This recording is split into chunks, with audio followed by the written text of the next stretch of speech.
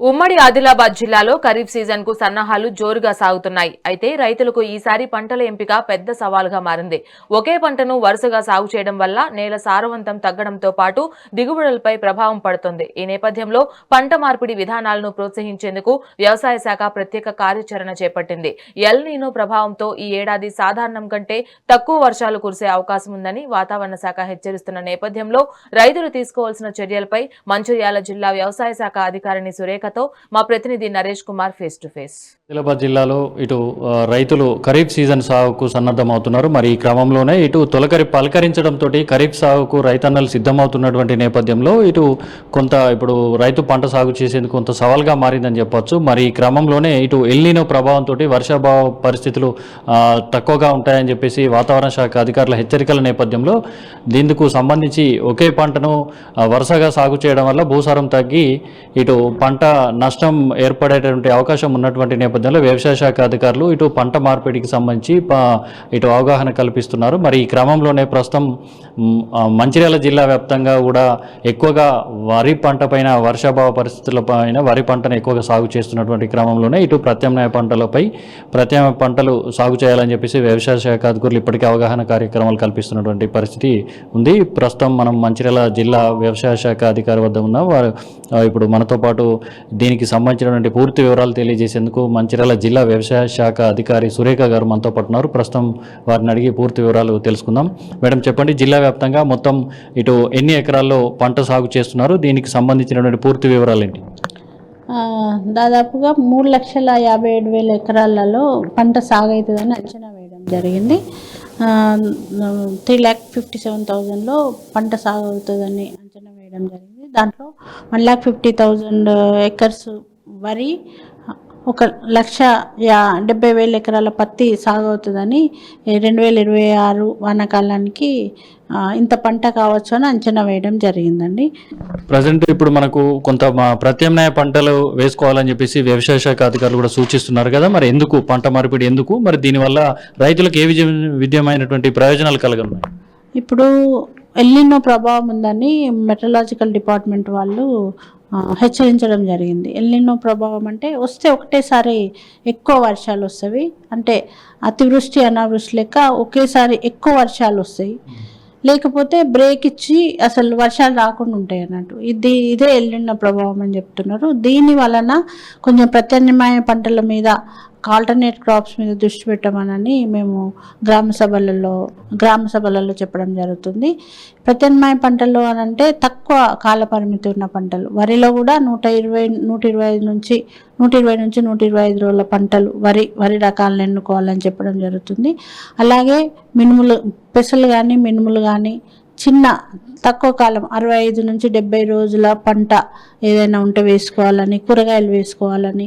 ఒకవేళ నీరు ఎక్కువ ఉండి నీరు ఉన్న రైతులు వరి వేసిన తర్వాత అక్టోబర్ అంటే దాన్ని గింజ దశలో ఎండిపోయే పరిస్థితులు ఏమన్నా ఏర్పడతాయి అని అనుకుంటే, వర్షాలు రాకుండా అలాంటి పరిస్థితి ఏర్పడితే అదే వరేసే స్థలంలో అదే నీళ్ళతోటి పత్తి కూడా వేసుకోవచ్చు. అధిక సాంద్రత పత్తిని వరికి బదులుగా ప్రత్యామ్నాయంగా అధిక సాంద్రత పత్తిని వేసుకోవచ్చు. అది అధిక సాంద్రత పత్తి వల్ల లాభాలు ఏంటంటే, మనకు మామూలు పత్తి అంటే 90 సెంటీమీటర్స్కి ఒక పత్తి విత్తనం పెట్టుకుంటూ వెళ్తారు. అట్లా కాకుండా దగ్గర ఒక 30 సెంటీమీటర్స్, 15 to 20 సెంటీమీటర్స్ అట్లా విత్తనం పెట్టుకుంటూ పోతే దీన్ని అధిక సాంద్రత పద్ధతి అంటారు. దీంట్లో మనకు 25,000 నుంచి 30,000 మొక్కల వరకు ఒక ఎకరానికి పెట్టుకోవచ్చు. అలాగే మామూలు పత్తిలో 7 నుంచి 10 క్వింటాల దిగుబడి వస్తే ఎకరానికి. అధిక సాంద్రత పత్తిలో మనకి 10 నుంచి 12 క్వింటాల దిగుబడి వచ్చే ఛాన్స్ ఉంది. మేడం, ఈ ప్రత్యామ్నాయ పంటలు ఏవైతే ఉన్నాయో వాటికి సంబంధించి ప్రభుత్వం ఏమైనా ప్రత్యేక ప్రోత్సాహకాలు ఏమైనా అందిస్తుందా రైతులకు? ప్రత్యామ్నాయ పంటల మీద ప్రభుత్వం అంటే NFSM కింద కందులు వేయడానికి విత్తనాలను ఒక 4 క్వింటాల విత్తనాలను ఫ్రీగా మన మంచిర్యాల జిల్లాకు రావడం జరిగింది.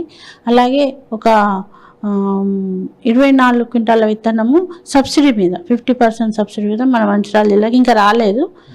అవి వచ్చిన తర్వాత రైతులకు ఇవ్వడం జరుగుతుంది.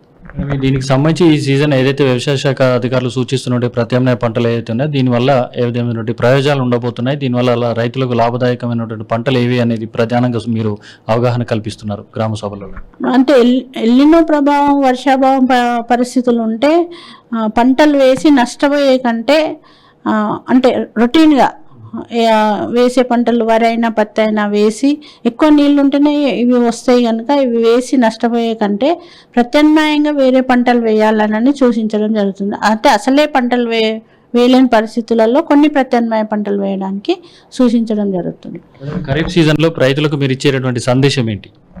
ఖరీఫ్ సీజన్లో నేను రైతులకు ముఖ్యంగా ఇచ్చే నా సందేశం ఏంటంటే, ఫస్ట్ మీరు బయట షావుకార్ల దగ్గర అటు ఇటు అప్పు తీసుకోకుండా బ్యాంకులకు వెళ్ళి పంట రుణాలు తీసుకోవాలని నా యొక్క ముఖ్యమైన సూచన రైతులకి. ఇప్పటికీ నకిలీ విత్తనాలు కొన్ని జిల్లాలో సరఫరా చేస్తూ రవాణా కూడా చేస్తున్నారు. విక్రయించేందుకు కూడా మీరు దాన్ని అరికట్టేందుకు విక్రయించేందుకు కొన్ని ముఠాలు కూడా ఇక్కడ తయారయ్యి దానికి సంబంధించి పోలీసు శాఖ కూడా గట్టి పటిష్ట భద్రతా చర్యలు చేపట్టి నిఘా కూడా పెట్టింది.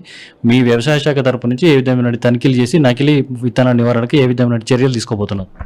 వ్యవసాయ శాఖ, పోలీస్ శాఖ మరియు రెవెన్యూ శాఖ సంయుక్తంగా గౌరవనీయులు కలెక్టర్ గారి ఆదేశాల మేరకు టాస్క్ ఫోర్స్లను చేయడం జరిగింది.